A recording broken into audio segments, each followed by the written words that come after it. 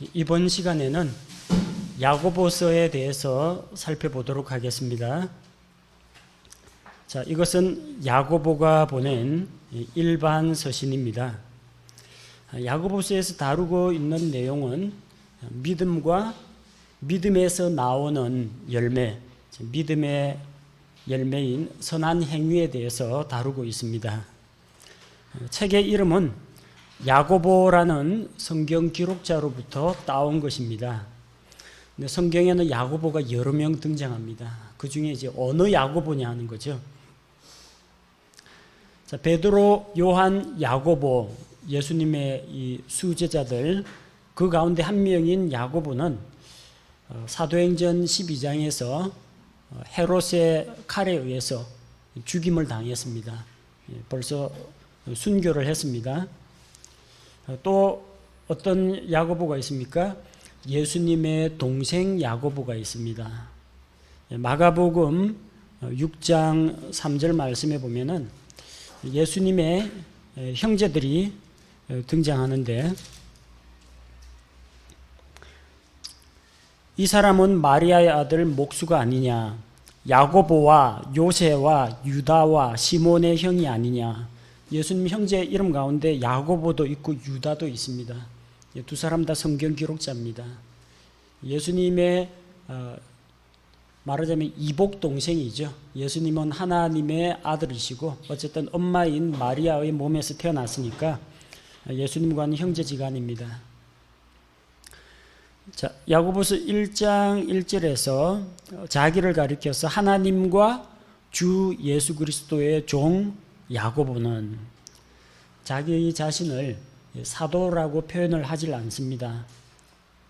그러니까 뭘 말합니까? 베드로, 요한, 야고보, 그 야고보면 자기가 사도라는 걸 밝히겠죠.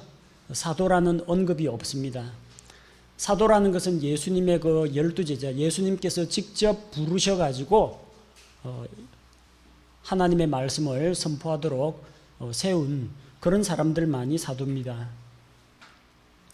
자기는 사도라고 부르지 않는 걸로 봐서 사도 야고보는 아니라는 걸 알 수가 있고요.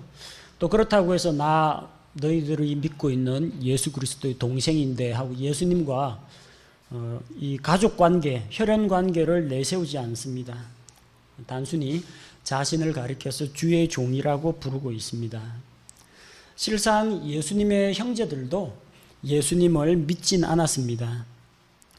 요한복음 7장에서 장막절이 다가올 때 예수님의 형제들이 이 좋은 기회에 유대인 남자들이 1년에 3차례 모이는 날이 있죠. 유월절 그리고 77절, 장막절, 요 세 절기에는 반드시 하나님 앞에 나와야 됩니다. 그래서 장막절이 가까우니까 당신이 행하는 일을 숨어서 하지 말고 많은 사람들 앞에서 예루살렘에서 드러내라. 그럼 사람들이 인기를 끌 수 있지 않느냐.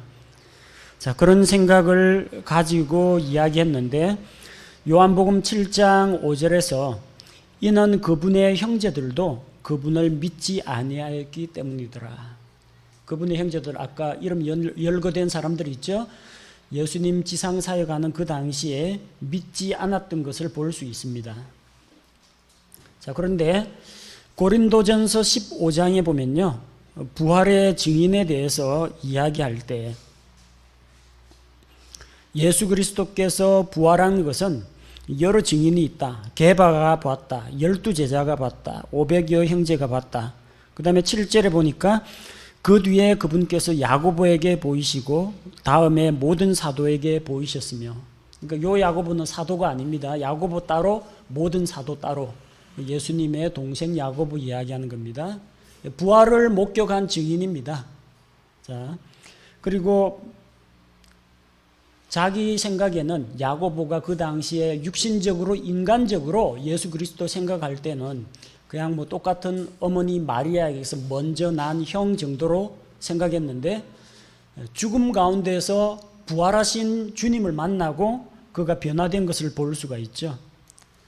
그래서 사도행전 1장에서 그는 이미 신약교회에 합류해 있는 것을 볼 수가 있습니다. 사도행전 1장 14절에 보니까 이들이 다 여자들과 예수님의 어머니 마리아와 그분의 형제들과 함께 한 마음이 되어 기도와 간구를 계속하더라. 그러니까 여기에 다락방에서 모여서 기도할 때 13절에 야고보가 나오거든요. 베드로와 야고보와 요한, 베드로, 야고보, 요한, 수제자 야고보를 이야기하는 거고요. 그 다음에 알페오의 아들 야고보, 이 야고보도 있습니다. 근데 여기에는 계수가 안 된 12제자가 아닌 14절에 그분의 형제들, 예수님의 형제들, 여기에 야고보하고 유다가 들어가 있다는 겁니다.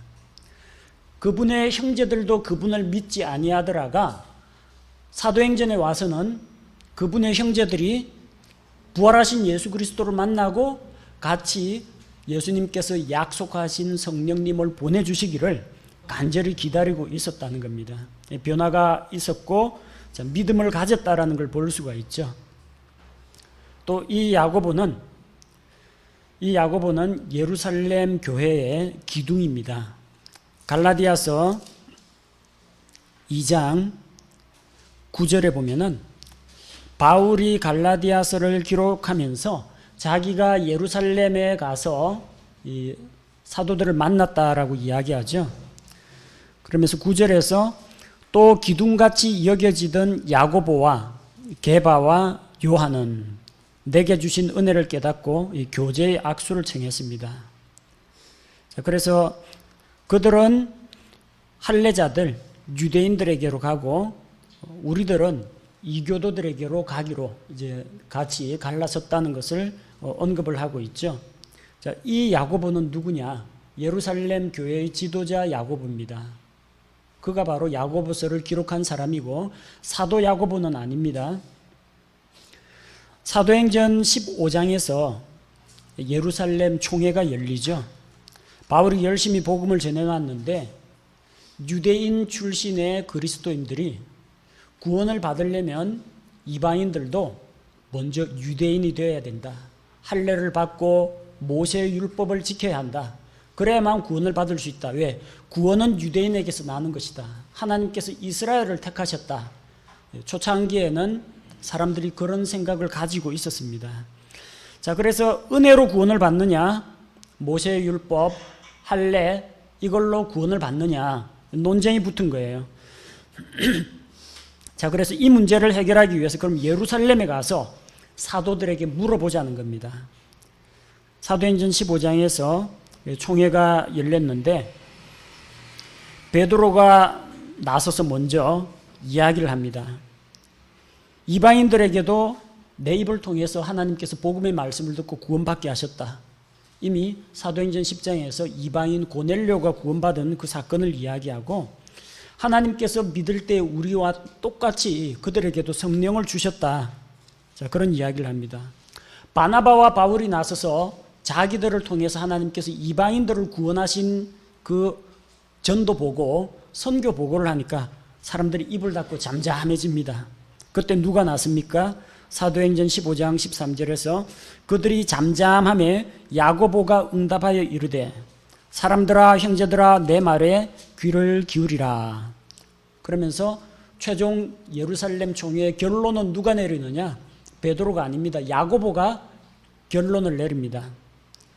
우리가 믿음을 통해 은혜로 구원받는다라는 사실을 재천명하고 다만 그들에게 몇 가지 기본적인 것, 음행과 우상숭배와 기본적인 몇 가지는 유대인이거나 이방인이거나 똑같이 지켜야 한다. 그 말씀을 선포하고 각 교회에 그런 내용을 전하도록 했습니다. 이 야고보가 누구냐면은 사도 야고보는 아닙니다. 왜냐하면 사도 야고보는 사도행전 12장 2절에서 죽습니다. 헤롯 왕이 요한의 형제 야고보를 칼로 죽이니라. 사도행전 12장에서 죽었던 사도 야고보가 15장에서 다시 나올 리는 없거든요. 그러니까 이것은 예수님의 형제 야고보입니다. 그 야고보가 지금 야고보서라는 이 일반 서신을 기록한 야고보라는 겁니다. 바울이 회심한 다음에 아라비아 사막에서 훈련을 받고 예루살렘에 올라갔을 때 갈라디아서 1장 18절과 19절에서 그때 거기서 또 야고보를 만납니다. 그래서 갈라디아서 1장 18절 19절에 보니까 그 뒤 3년이 지나서 내가 베드로를 만나려고 예루살렘에 올라가 그와 함께 15일을 지냈으나 19절 주의 형제 야고보 외에는 다른 사도들을 보지 아니하였노라. 그러니까 그 야고보는 이미 순교했고요. 베드로, 요한, 야고보와 요한 그 형제죠. 세베대의 아들 그 야고보는 순교했고 19절에 주의 형제 야고보가 예루살렘 교회에 있더라는 겁니다. 그러니까 바로 이 서신을 기록한 야고보가 예수님의 동생 야고보라는 이야기입니다. 또한 그는 사도행전 21장 18절에서 25절에 보면 예루살렘에 올라갔을 때에 또 야고보하고 또 한 번 만납니다. 사도행전 21장 18절에 보면 그 다음날 바울이 우리와 함께 야고보에게로 들어갔는데 모든 장로들이 있더라. 그러면서 이방인들 사역에 대해서 바울이 이야기를 하죠. 사도행전 21장 18절에서 25절인데 그 말씀에 보니까 야고보와 모든 장로들, 이 켈빈주의에서 말하는 장로는 아직 안 나옵니다. 이 장로는 목사를 이야기합니다. 다른 이제 목회자들이 야고보하고 함께 모여 있는 겁니다. 대표로 야고보가 그들과 함께 있고 그들을 인도하고 있는 것을 볼 수가 있습니다. 다른 말로 우리 이 야고보서를 기록한 예수님의 동생 야고보를 가리켜서 낙타 무릎 야고보 들어보셨습니까? 무릎으로 사는 그리스도인 낙타 무릎 이야기 들어보셨죠? 너무나 오랜 시간 동안에 무릎을 꿇고 기도하다 보니까 이 무릎에 이 못이 박여가지고 딱딱하게 뭔가 덩어리가 만져질 정도로 무릎에 못이 박혔다고 초대교회의 전승에 의하면은 그만큼 자신을 주님 앞에 무릎 꿇고 기도하는 그런 사람이었다. 실제 야고보서의 기도에 대한 그런 지침들 나옵니다. 1장에서 의심하는 자는 주께 받을 줄로 생각하지 말라 그렇게 이야기하고 야고보서 4장에서는 뭘 이야기합니까? 너희가 왜 못 받느냐? 기도 안 하니까 못 받는다. 기도했는데 왜 못 받느냐? 정욕으로 욕심으로 쓰려고 잘못 구해서 그렇다. 야고보서 5장에서 병든 자를 위해서 기도하라. 어려운 자의 혈액 있는 그런 뜨거운 기도가 많은 유익이 있다. 기도에 대해서 그만큼 열심히 가르칠 수 있는 그런 사람임을 알 수가 있죠. 자기 자신이 예수 그리스도와 이 가족 관계라는 것을 사람들 앞에서 과시하거나 내세우지도 않고 언제나 겸손하게 무릎 꿇고 또 예루살렘 교회를 섬기던 그런 지도자였던 것을 알 수가 있습니다. 자, 기록 시기는 약 AD 45년경 비교적 이런 시기에 기록된 것을 볼 수가 있습니다. 지금 우리가 다루는 이 앞쪽의 그 신약계로는 전체 단위는 연대기 순으로 나아갑니다. 그래서 예수 그리스도 지상 사역 시기 복음서죠. 그 다음에 교회 시대 사도행전이죠. 그 다음에 서신 시대인데 이 서신 시대 그 안에서는 모든 서신이 시간 순으로 되어 있는 건 아닙니다. 그 어떤 것들부터 해요? 지역 교회에 보내는 서신, 목회 서신, 일반 서신 이런 식으로 나누어 가지고 지금 이야기를 하고 있습니다. 만약 시기로 한다면은 저기 데살로니가 전서처럼 이게 훨씬 더 앞쪽으로 가야 됩니다. 다른 디모데후서 아까 베드로 전후서 AD 65년, 66년이거든요.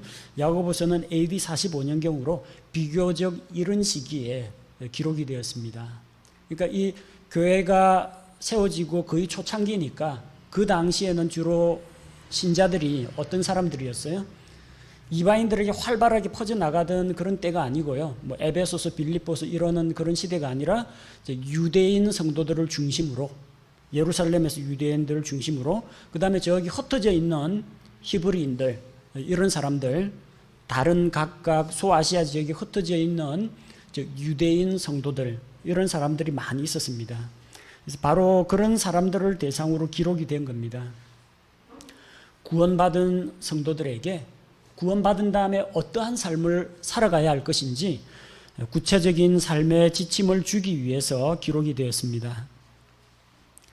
자, 수신자는 누굽니까? 야고보서 1장 1절 하나님과 주 예수 그리스도의 종 야고보는 널리 흩어져 있는 12지파에게 인사하노라. 12지파, 이스라엘 사람들이라는 겁니다. 이스라엘의 12지파인데 지금 유대 땅에 있는 사람들이 아니고요, 각처에 흩어져 있는 유대인들을 이야기합니다.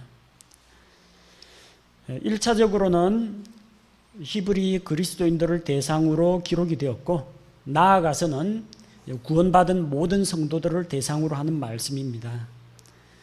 자, 이 극단적 세대주의에서는 이 서신을 이제 환란기 유대인들에 대한 것으로 해석을 합니다. 널리 흩어져 있는 12지파니까 이거는 이방인 교회가 아니라 유대인들, 구원받은 유대인들. 근데 지금 유대인들은 어떻게 하고 있어요? 안 믿고 있죠. 유대인들이 언제 믿고 돌아옵니까? 환란기를 통해서 민족적으로 회개하고 돌아오죠. 그래서 환란기 시대의 유대인들을 대상으로 한 것이다. 그렇게 해석을 합니다. 왜 그런 해석이 나오느냐면요, 야고보서를 읽다 보면은 우리가 바울 서신을 통해서 볼 때는 행위가 아니라 오직 믿음을 통해 하나님의 은혜로 했는데, 야고보서를 읽는 사람마다 헷갈리는 것 중에 하나가 행함이 없는 믿음은 죽은 것이라, 이 말씀에 걸려 넘어집니다. 구원을 받으려면 믿음 말고 행위가 있어야 된다. 그렇게 잘못 생각하는 사람은 어디로 빠져요? 은혜로 말미암은 구원이 아니라 행위 구원 쪽으로 빠져버립니다. 이 세대주의자들 가운데서도 이 말씀이 걸림이 되니까 어떻게 해석해야 될지 모르는 겁니다. 분명히 믿음으로 구원받는다고 하지 않았느냐? 근데 왜 자꾸 행위가 나오느냐? 그래서 각 세대별로 나누는 겁니다. 신약 교회 시대에는 은혜로 믿음을 통해서 구원을 받고, 이거는 신약 교회 시대가 아니라 저 환란기니까 그때는 적그리스도에게 경배하지 말고 짐승의 표를 받지 말고 가난한 사람들 도와주고 믿음 더하기 행위로 구원을 받는다. 그런 식으로 해석을 하면서 이 야고보서를 신약 교회 성도들에게서 빼앗아 가지고 저기 환란기 유대인들한테 던져주는 겁니다. 그런 오류를 범할 수밖에 없어요. 왜? 이 믿음하고 행위 관계를 잘 모르기 때문에 그래요. 그러나 야고보서 어디에도 행함을 통해서 구원을 받는다는 이야기는 없다는 것을 우리가 기억해야 합니다. 좀 이따 이야기하겠지만 이 야고보서는 결코 행위 구원을 가르치는 편지가 아닙니다. 자, 이 야고보서에서는 구약 성경에서 등장하는 인물이나 사건들이 자주 인용되고 있습니다. 야고보서 여러분 읽어보셨으면 아시겠지만 아브라함이 나오고 또 누가 나옵니까? 라합이 나오고 욥도 나오고 구약시대에 있었던 이런 사건들 뒤에 엘리야도 나오고 여러 구약 인물들을 열거하고 있습니다. 저 이방인들한테 이런 이야기하면 저 엘리야가 누군데요? 잘 모릅니다. 저 데살로니가 교인들한테 저기 욥이 어쩌고 저쩌고 하면 욥이 누군지를 알아야 말이죠. 그러나 구약 성경을 잘 알고 있는, 어려서부터 구약 성경을 배우는 유대인들한테는 아브라함 알죠? 여리고성의 창녀 라합, 욥, 엘리야 다 아는 사람입니다. 그러니까 구약 성경을 자연스럽게 유대인들한테는 인용할 수가 있는 겁니다. 마틴 루터, 종교개혁자 마틴 루터는 그가 가지고 있는 기본 그 종교개혁의 모토가 뭐였습니까? 오직 믿음, 오직 믿음. 로마서 1장 말씀을 통해서 오직 의인은 믿음으로 말미암아 살리라. 이 말씀이 마틴 루터의 종교개혁의 도화선이 되지 않았습니까? 그래서 오직 믿음 하는데 야고보서를 읽어보니까 루터도 여기 걸려서 넘어졌어요. 자꾸 행함이 없는 믿음은 죽은 것이라고 행함을 강조하다 보니까 루터는 이게 하나님의 말씀이 아니라고 할 수는 없고 성경이니까 뭐라고 불렀냐면 지푸라기 서신, 에베소서 같은 건 보석 이런 식으로 왕관 이런 식으로 이야기하는데 야고보서는 별 볼 것이 없는 지푸라기 서신이라고 비하할 정도로 오해를 많이 받았다는 겁니다. 근데 야고보서는 사람이 행위로 구원받는 것을 가르치지 않습니다. 야고보서는 복음서가 아닙니다. 안 믿는 사람에게 믿으라고 이야기하는 복음 전하는 내용이 아니에요. 야고보서는 믿고 있는 성도들한테, 구원받은 성도들한테 보내는 겁니다. 이미 구원받은 사람들한테 보내는 거예요. 그러니까 너희 구원받으려면 이렇게 해라 그런 이야기가 아니고요. 너희가 구원받은 성도니까 이렇게 살아야 한다, 그걸 이야기하는 겁니다. 순서를 바꾸면 안 됩니다. 야고보서는 구원을 받는 방법에 대해서 가르치는 것이 아니고 구원받은 삶의 결과, 열매에 대해서 이야기합니다.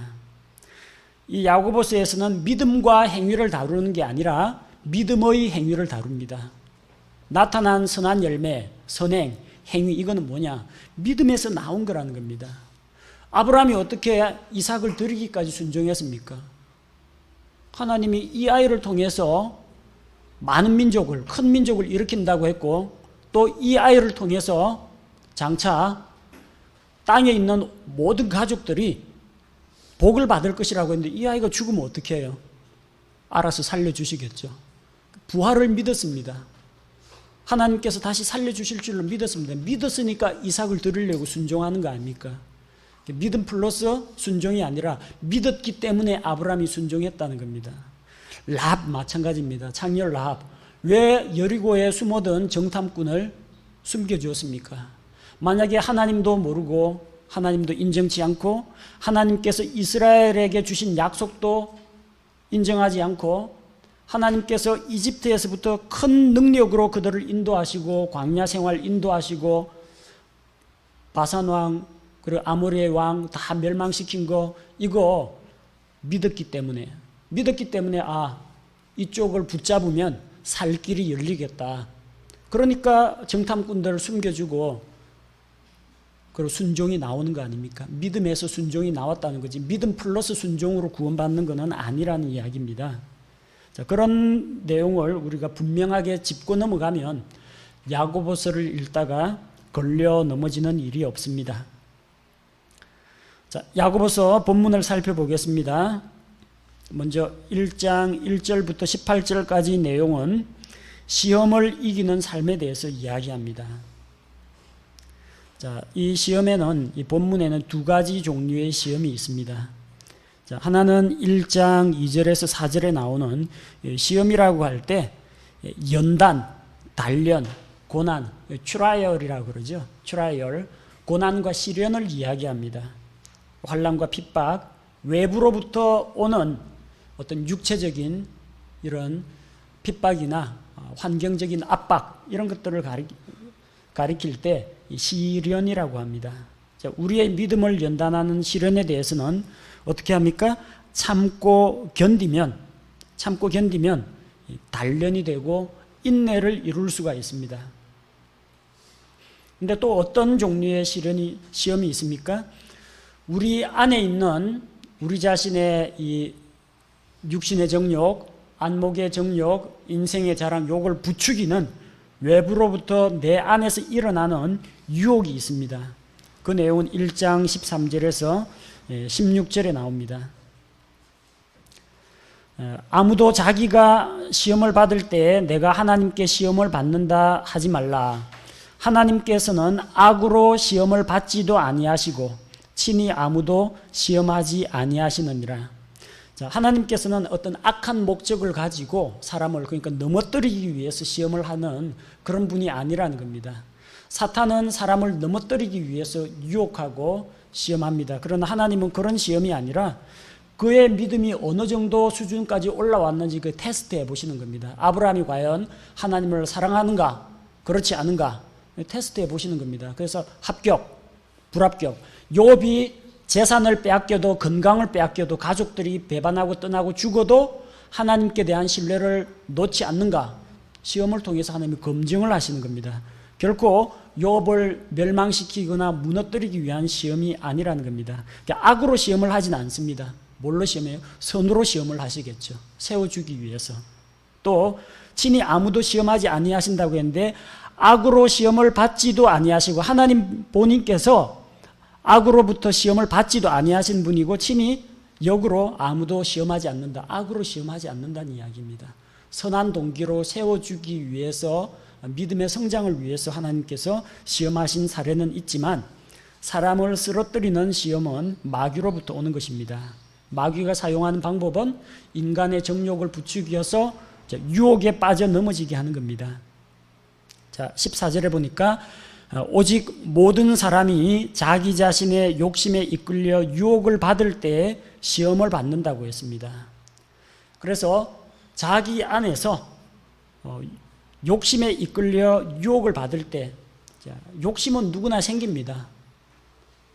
외부로부터 오는 자극, 시각적인 자극, 청각적인 자극, 이런 것들로부터 유혹을 받습니다. 유혹을 받는 그 자체는 문제가 아닌데 그 다음이 어떻게 되느냐, 유혹을 떨쳐버리고 유혹을 물리치고 말씀과 진리를 붙잡는 사람은 괜찮습니다. 근데 유혹을 받아가지고 어떻게 돼요? 시험을 받았는데 그 욕심이 잉태한다고 했어요. 욕심이 무럭무럭 자라서 잉태해서 열매를 맺습니다. 어떤 열매를 맺어요? 잉태하면 죄를 낳고 죄가 완료되면 사망을 낳는다고 했습니다. 유혹에 빠져서 넘어져서 죄로 가는 것이 문제이지 유혹 그 자체가 내가 유혹을 당했다, 그게 죄는 아닙니다. 당했는데 무시하고 넘어갔다, 물리쳤다, 그런 사람에게는 아무런 문제가 없습니다. 자, 그래서 이 두 종류의 시험을 이기는 방법이 각각 다르다는 거죠. 외부로부터 고난을 당하고 시련을 당할 때는 참고 견뎌서 인내를 이루어야 합니다. 연단을 받아야 됩니다. 그러나 자기 속에서 일어나는 욕심에 의해서 유혹을 받을 때는 유혹을 피하고 죄를 짓지 않도록 해야 합니다. 자, 우리에게 닥치는 그런 시험의 목적이 무엇입니까? 인내를 통해서 우리가 완전하게 갖추어진 자, 준비된 자가 되도록 하기 위해서이고, 또 1장 12절에 나오는 것처럼 우리에게 시험을 견디고 이겨서 상급을 얻도록 하기 위해서입니다. 시험을 견디는 자는 복이 있나니 그가 단련을 받은 뒤에 주께서 자신을 사랑하는 자들에게 약속하신 생명의 관을 받으리라. 생명의 관을 상으로 주기 위해서라는 겁니다. 넘어뜨리는 시험이 아닙니다. 시험 봤어요. 우등생 됐습니다. 장학금 받고 상급 받죠. 그 상을 주기 위한 목표로 하나님께서 우리에게 시험을 허락하시는 겁니다. 하나님께서는 좋은 것을 주십니다. 1장 5절에 나오는 것처럼 너희 중에 어떤 사람이 지혜가 부족하거든 모든 사람에게 너그러이 주시고 꾸짖지 아니하시는 하나님께 구하라. 그리하면 그것을 주신다고 했습니다. 모든 사람에게 너그럽게 후하게 주시는 분이십니다. 또 양만 많이 주는 게 아니고요, 후하게 많이 주는 것뿐만 아니라 질적으로 좋은 것을 주십니다. 야고보서 1장 17절 18절 모든 좋은 선물과 모든 완전한 선물은 위에서 오며 빛들의 아버지로부터 내려온다고 했습니다. 좋은 것들, 완전한 것들을 우리에게 주신다는 겁니다. 자, 그렇다면 우리에게 주어지는 그런 시험도 우리를 세우기 위해서 하나님께서 좋은 것을 주신다는 것을 알 수가 있습니다. 자, 그러므로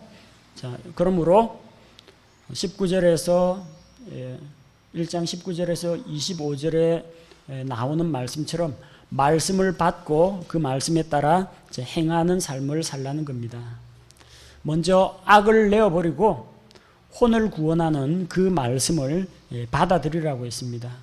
능히 너희 혼을 구원할 수 있는 말씀을 온유함으로 받으라. 말씀은 혼을 구원합니다. 듣는 자, 듣는 것만 가지고 부족합니다. 듣고 믿음으로 받아들이는 자는 구원을 받습니다. 귀로만 들으면 아무 소용이 없습니다. 1장 22절에서 25절 말씀을 듣기만 하고 변화가 없는 자들이 있어요.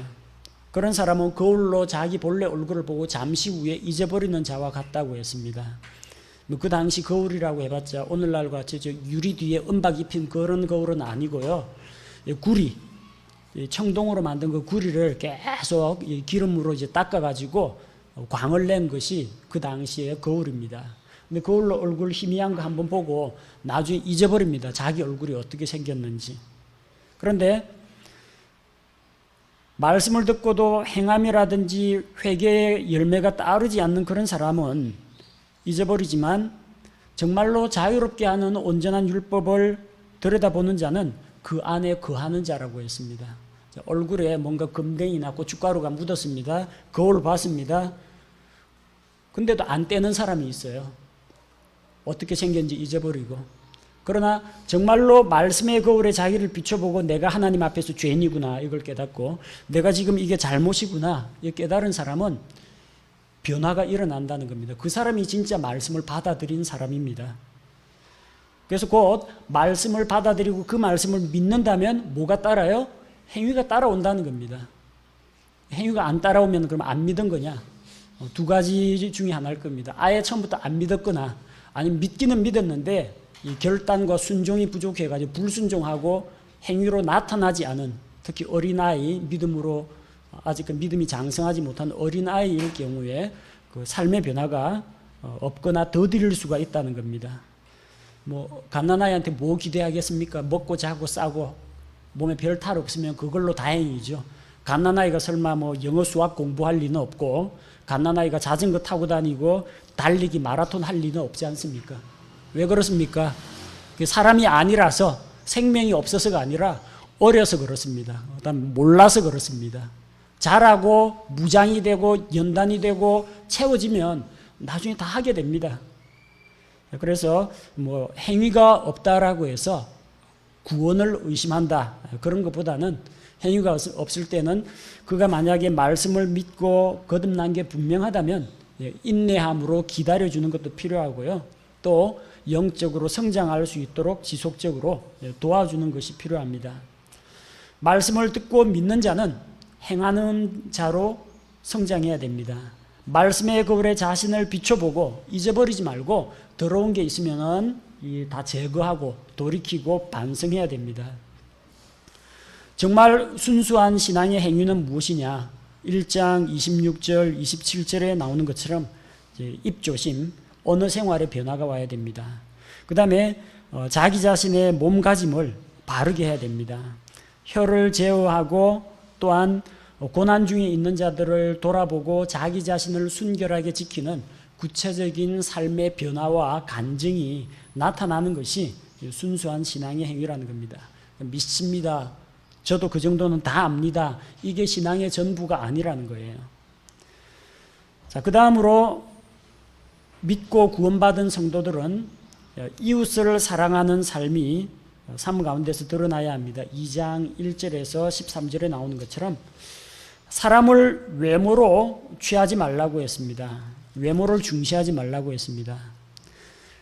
자, 너희들이 모이는 그런 집회 장소에 누군가가 이 금반지 끼고 오고 아름다운 옷을 입고 오는 사람이 있고 어떤 사람은 성도들 가운데에서 이제 허름한 옷을 입은 가난한 사람이 들어올 때 좋은 옷 입은 사람은 여기 상석으로 앉히고 가난한 사람한테는 거기 있든지 저 내 발 밑으로 내려가라 이렇게 하는 것은 악한 생각으로 판단하는 것이 아니냐. 그래서 그런 자들에 대해서 책망합니다. 세상에 있는 그 부귀 영화가 그리 중요한 것이 아니라는 이야기입니다. 그 언젠가 다 사라질 것, 풀의 꽃과 같이 다 시들고 사라지는 것에 무게중심을 두지 말라는 겁니다. 사람들의 외모를 중히 여기지 말라. 부자라고 존중해 주지 말라. 왜 가난한 사람은 너희를 핍박하지 않지만 오히려 너희들한테 무거운 짐을 지우고 너희들을 재판석으로 끌어가는 사람들은 다 부자들이 아니냐. 그래서 무엇보다도 내 이웃을 내 자신과 같이 사랑하라 그 말씀을 지키라는 겁니다. 사람들의 외모를 취하고 그러는 자는 죄를 범하고 또 율법에 의해서 범죄자로 확정된다고 했습니다. 그렇게 하지 말고 자, 율법을 지키는데 율법의 한 종목이라도 어기면은 죄인이 된다는 겁니다. 온 율법을 지키려고 하다가 한 조항이라도 어기면 유죄가 되는데 우리는 더 이상 율법의 기준 하에 있는 자들이 아닙니다.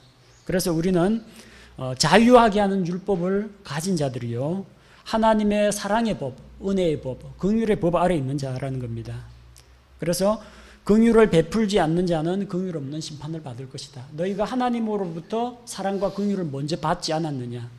죄인이요, 가진 것 없는 자요, 하나님 앞에 거룩하지 못한 자요, 이런 자를 하나님이 받으셨는데 너희가 가난한 자, 연약한 자 못 받을 이유가 없다라는 것입니다. 그래서 사람을 외모로 취하지 말고 내 이웃을 내 몸과 같이 사랑하라고 했습니다. 2장 14절에서 26절, 이 많은 그리스도인들이 걸려 넘어지기 쉬운 믿음의 행위에 대한 겁니다. 자, 2장 14절에 보니까 내 형제들아, 사람이 자기가 믿음이 있다고 말하면서 행위가 있으면 그것이 무슨 유익을 주느냐? 믿음이 그를 구원할 수 있겠느냐? 만일 형제나 자매가 헐벗고 일용할 양식이 없는데 평안히 가라, 따뜻하게 하라, 배부르게 하라 하고 필요한 것을 주지 않으면 아무런 유익이 없다는 겁니다. 이와 같이 믿음도 행위가 없으면 그것만으로는 죽은 것이니라. 행함이 없는 믿음은 죽은 것이라는 겁니다. 믿음과 행위가 다 있는 사람은 자기 믿음을 행위로서 입증을 할 수가 있습니다. 그러나 믿는다고 말하면서 행위가 없다면은 의심해 볼 필요가 있다라는 겁니다.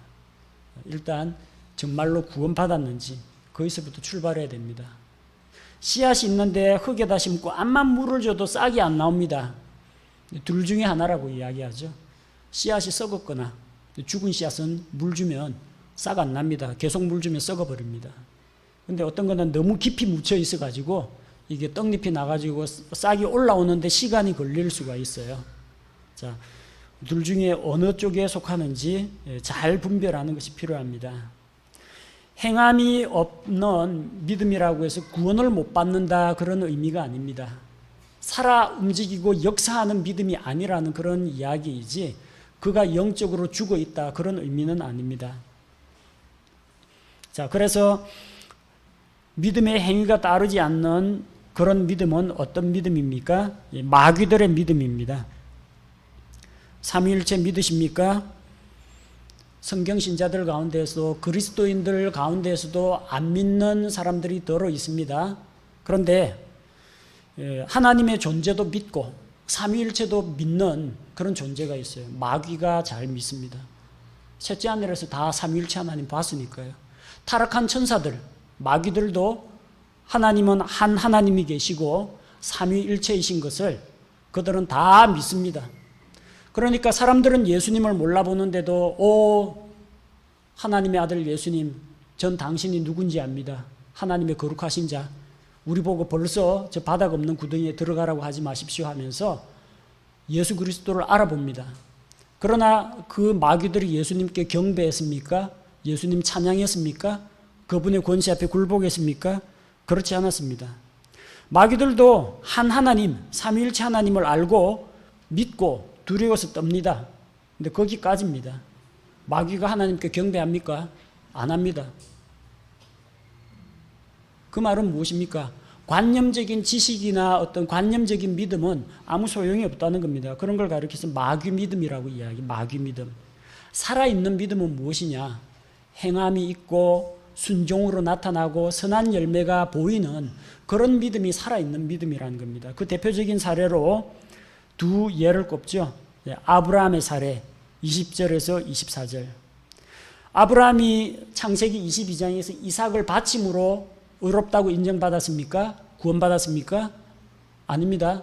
그가 의롭다고 인정받은 것은 이삭을 바치기 전에 이미 하나님께서 아브라함을 불러내가지고 하늘에 있는 별들을 보여주면서 내 자손이 이와 같으리라 보여주었을 때 아브라함이 하나님을 믿음에 이것을 그에게 의로 여기셨다고 했습니다. 창세기 15장 7절, 로마서 4장에서 이야기하는 내용은 아브라함이 하나님의 말씀을 믿음으로 의롭게 되었다고 구원받은 거예요. 그런데 그렇게 믿었기 때문에 내 자손이 하늘의 별과 같이 된다 하니까 이삭을 모리아산에서 바쳐라. 바치더라도 그 약속이 이루어지려면 이삭이 다시 살아나야 됩니다. 그러니까 다시 살려줄 줄로 믿고 순종을 할 수 있었다는 겁니다. 자, 그래서 믿음에서 그런 순종이 나왔다라는 겁니다. 만약에 이삭을 모리아산에 안 바쳤더라면 어떤 평가를 받았을까요? 의롭게 된 게 취소당하지는 않았을 겁니다. 그러나 아브라함이 진짜로 이 이삭을 통해서 큰 민족을 준다는 걸 진짜로 믿고 있는지는 의심받을 수밖에 없어요. 정말로 믿는다면 이삭을 드리는 그런 행동으로 나타나야 한다는 겁니다. 마찬가지로 그 다음에 나오는 창녀 라합의 이야기 똑같습니다. 창녀 라합의 사례 25절 26절에 나오는 것처럼 그는 믿음으로 정탐꾼들을 받아들이고 살려보냈습니다. 하나님께서 이집트에서 큰 능력으로 자기 백성을 이끌어내신 것과 광야 생활 가운데서 그들이 목마르지 않고 배고프지 않고 풍족하게 먹을 것을 주셨다라는 것과 그들을 가로막는 대적들은 하나님께서 다 치셨다라는 것을, 그리고 이스라엘이 하나님과 함께함으로 말미암아 승리했다는 것을 다 들었습니다. 라합만 들었어요? 여리고 사람 다 들었어요. 여리고 사람들이, 이스라엘 백성들이 이렇게 요르단강 건넜다라고 하니까 이 하나님이 어떤 하나님이냐, 이집트에서 큰 능력으로 그들을 인도하신 하나님이냐, 하나님이 아니냐라고 하면서 그들의 마음이 물과 같이 녹아내렸다고 했습니다. 다 들었어요. 하나님의 능력도 다 알았어요. 하지만 문 걸어 잠갔습니다. 못 들어오게. 라합은 다 듣고 다 알고 거기에 믿었습니다. 믿고 행동으로 순종했습니다. 이 사람들에게 선을 베풀고 자기의 생명을 구해달라고 부탁을 하면은 살려줄 것이라는 것을 믿었습니다. 그러니까 정탐꾼들을 살려서 돌려보낸 겁니다.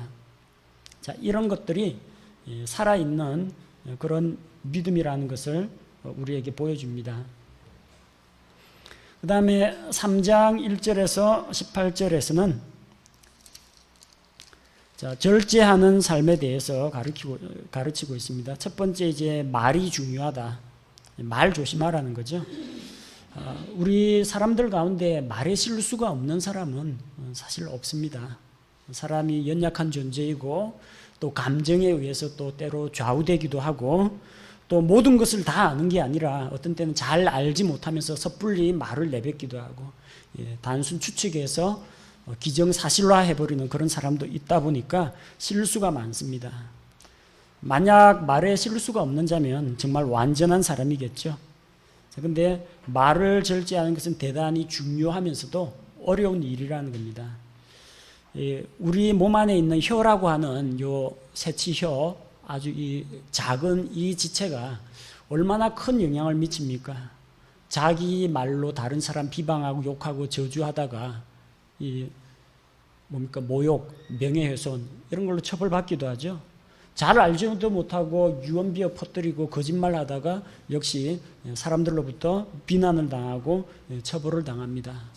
목회자가, 성경교사가 성경 공부 열심히 안 하고 잘 모르면서 대충 가르치다가 말 실수하면 수많은 사람들이 넘어질 수가 있다라는 겁니다. 자, 이런 문제들을 생각할 때 말이 그만큼 중요하다는 겁니다. 근데 이게 제어가 안 돼요. 말과 같이 큰 짐승, 사람보다 힘이 좋죠. 이 말은 입에다 이 재갈을 딱 물려가지고 딱 잡아채면은 제어가 가능합니다. 그 덩치 큰 말도 이 재갈로 제어가 가능하고, 배는 아주 큰 배라고 할지라도 거기 키가 있죠. 방향타. 이 키 가지고 배가 어느 방향으로 나아갈지 방향을 조절할 수가 있습니다. 불씨는 아주 작은 불씨라고 할지라도 한번 붙었다면 산불로 번져버립니다. 작은 불이지만 크게 번져버립니다. 바로 이 사람의 혀라는 것이 길들일 수 없는 악이요 죽이는 독이 가득한 겁니다. 제어가 안 됩니다. 그리고 이 입 안에서 한 입으로는 하나님께 대한 찬송이 나오고 똑같은 입으로 하나님의 형상대로 창조된 형제자매를 저주하는 일이 있다는 겁니다. 샘물이 단물과 쓴물을 같이 낼 수 있느냐? 그럴 수 없다는 겁니다. 샘물이 짠물과 민물을 같이 낼 수 있느냐? 그래서는 안 된다는 겁니다. 한 입으로 두말하지 않는다, 그 말이 있는데, 하나님께서 주신 이 입을 가지고 한편으로는 하나님께 영광을 돌리는 데 쓰고 한편으로는 이 저주와 불평과 원망하는 데 쓰는 것이 옳지 않다라는 겁니다. 자, 그래서 우리가 올바른 지혜와 분별력을 가지고 이 세상에서 오는 지혜냐 아니면은 저 위로부터 하나님께로부터 오는 지혜냐 잘 분별해야 됩니다. 이 땅에 속한 지혜, 거기에서는 독한 시기, 거짓말, 진리에 대한 반역, 관능적인 것, 시기, 다툼, 혼란, 이 악한 일들이 생깁니다. 그러나 위로부터 오는 그런 지혜는 순수하고 화평하고 부드럽고 간청을 들어주고 긍휼과 선한 열매가 가득하고 차별이 없고 위선이 없습니다. 그래서 이런 의의 열매를 우리가 맺어야 한다는 것을 말합니다. 어떻게 하면 말이 변화됩니까? 어떻게 하면 의의 열매가 나타납니까? 일단 구원부터 받아야 됩니다. 구원받으면 앞서 우리가 베드로 전후서에서 나온 것처럼 신의 성품에, 하나님의 성품에 참여하는 자가 되도록 하나님께서 그분의 권능과 영광과 그분의 속성들을 우리에게 주셨다라고 했습니다. 어떻게 하나님 닮아갑니까? 아들은 아버지 닮아갑니다. 하나님 닮아가려면 먼저 하나님 자녀가 돼야 됩니다. 먼저 구원받으면, 믿고 구원받으면 말이 달라지고 행동이 달라지는 이런 삶이 뒤따라오게 된다는 겁니다. 그 다음에 4장 1절에서 17절 내용은 이제 하나님께 순종하는 삶에 대해서 언급하고 있습니다. 올바른 기도의 자세, 하나님 앞에서 어떻게 기도할 것인가. 자, 사람들이 얻지 못하는 이유는 기도하지 않기 때문입니다. 근데 기도했는데도 못 얻는 이유는 무엇입니까? 자기 정욕으로 쓰려고 잘못 구하기 때문입니다. 따라서 올바른 기도의 자세는 하나님 앞에 기도를 하되 어떻게 해요? 자, 욕심을 내어버리고 하나님의 뜻을 따라 구할 때 기도가 응답받습니다. 또한 구원받은 그리스도인이라면 세상과 친구가 되지 말라고 했습니다.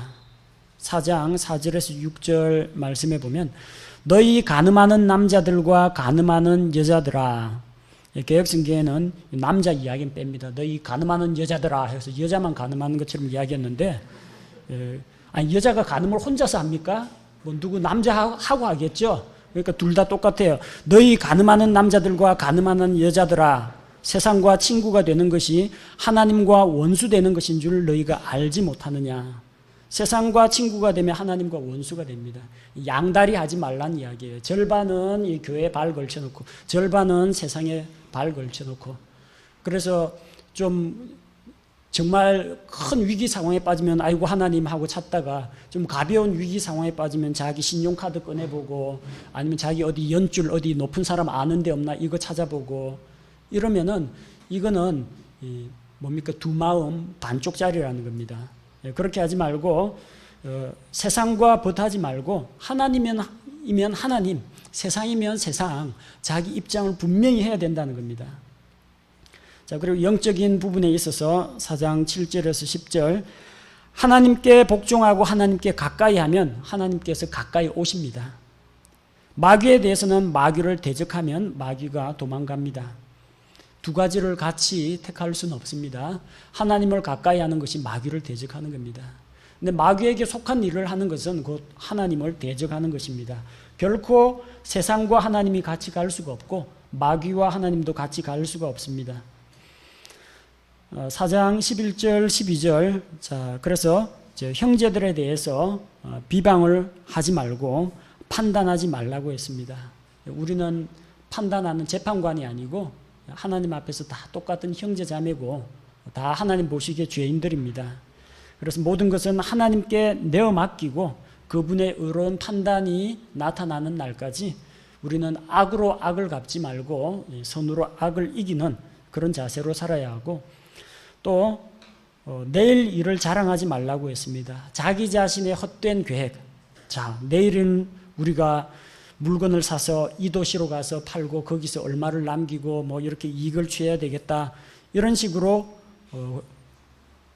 자기 자신이 세상에 있는 그런 삶에 대해서 집착하고 애착을 가지고 거기에 빠지지 말라는 겁니다. 자랑할 수 있는 게 없습니다. 내일 무슨 일이 일어날지 아무도 알 수가 없습니다. 우리 인생은 풀의 꽃과 같고 아침 안개처럼 피어오르는 수증기처럼 잠시 나타났다가 사라져버리는 그런 존재입니다.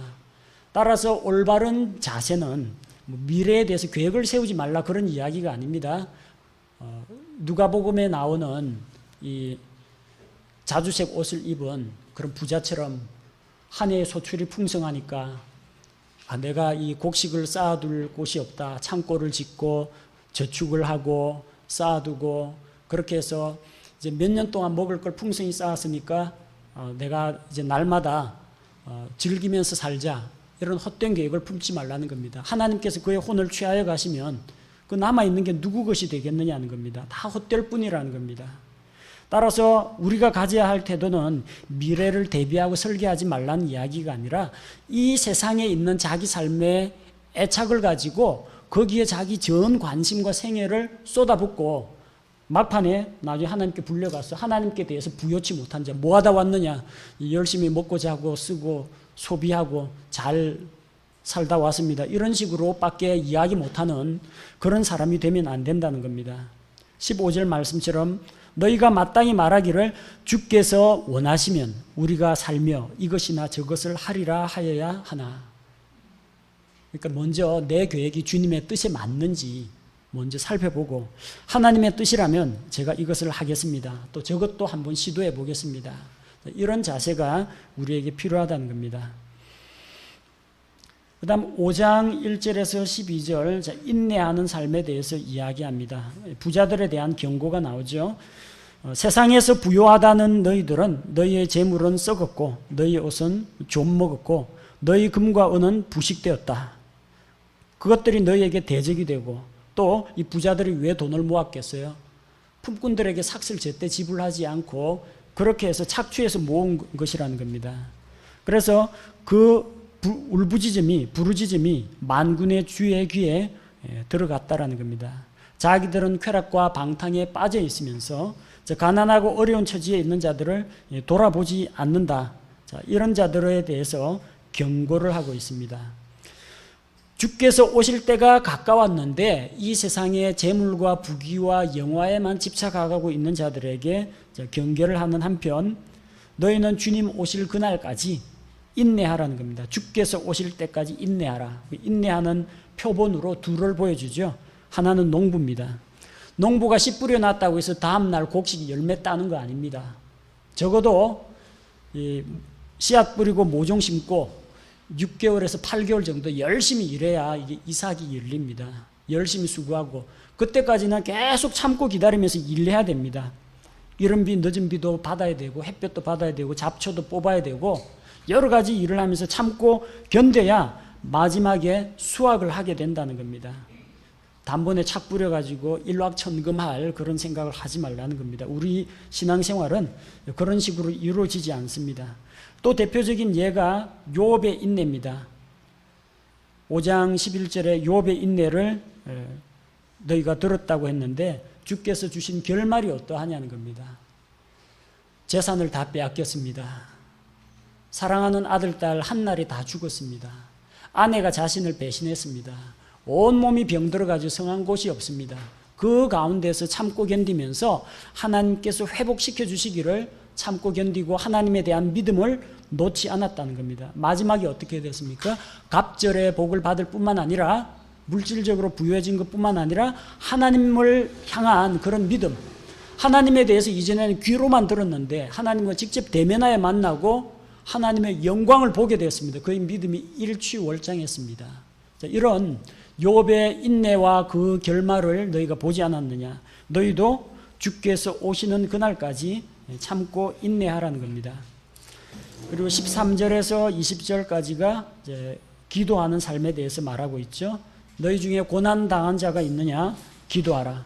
즐거워하는 자가 있느냐? 주께 노래하며 찬양하라. 자, 병든 자를 위해 서로 기도하라고 했습니다. 자, 5장 14절에 너희 가운데 병든 자가 있느냐? 그는 교회의 장로들을 부를 것이요 그들은 주의 이름으로 그에게 기름을 바르며 그를 위해 기도할지니라. 이 이야기 듣고 자꾸 목사 불러다가 병났다면 목사 불러다가 기도 받으려고 하는 사람이 있는데요. 그 당시에는 의학 기술이 그렇게까지 뛰어나게 발달하지 않았습니다.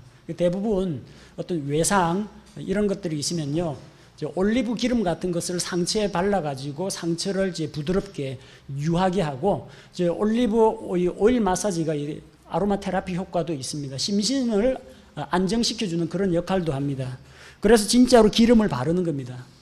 이 기름은요, 올리브 기름입니다. 성령의 기름을 받아라 해가 뭐 이렇게 뭐 축사하거나 뭐 신유 은사 베푸는 그런 기름이 아닙니다. 진짜 기름이에요. 진짜 환부에 기름 바르면서 기도합니다. 더군다나 여기 보니까 교회 장로들을 부르라고 했죠. 한 사람 부르면 안 됩니다. 한 사람 불러고 어느 목사님 와가지고 기도했는데 병 났다면 그 사람한테 영광이 다 돌아갑니다. 장로들을 불러가지고 일제히 기도하는 겁니다. 누구 기도 때문에 나았는지 아무도 모릅니다. 어쨌든 하나님께서 기도 응답을 주시는데 그 뭐 자기도 기도했을 테고 가족도 기도했을 테고 교회의 장로들도 기도를 했겠죠. 근데 이 사람이 무슨 특별한 대단한 은사를 가지고 있다. 자, 그런 말을 아무도 할 수 없도록 만들어 놨어요. 자, 이 야고보서가 기록되던 시기하고 저 사도행전 시기하고 다릅니다. 이 시기에 사도의 시대처럼 막 그 사도 바울에게서 손수건 가져다 탁 사람한테 얹으면 병이 낫고 그런 시기가 아닙니다.